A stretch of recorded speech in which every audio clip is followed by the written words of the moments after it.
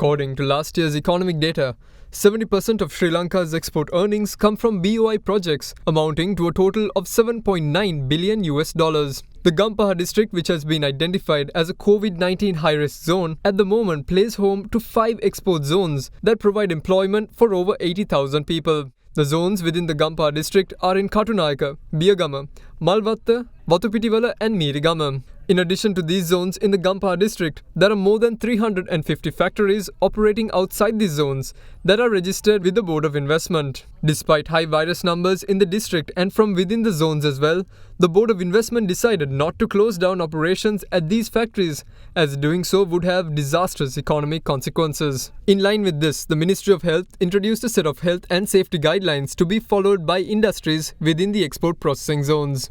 These regulations come in addition to the already stipulated health and safety guidelines requiring employees to wear face masks, maintain social distancing and sanitize their hands. Accordingly, the new guidelines require machinery in factories to be cleaned with alcohol-based disinfectants.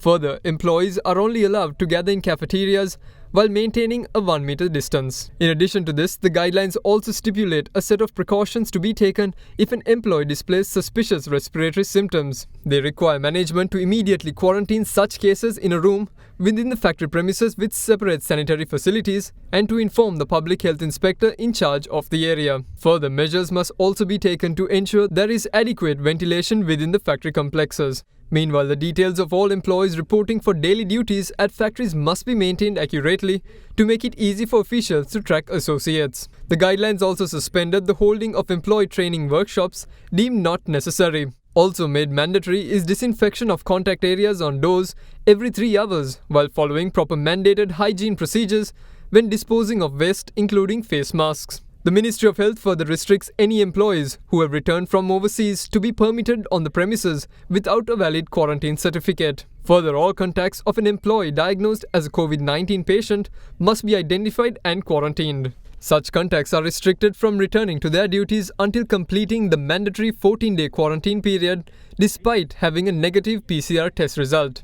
Further, factory management are also required to close off all areas frequented by the identified patient within the last 48 hours until they are cleaned and disinfected. The Ministry of Health also requires the entire factory complex to be closed down for 48 hours and disinfected if more than one employee tests positive for the virus. Lever Ayush Karabu Neti Danta Lepaya Shaktimat Datti Palakata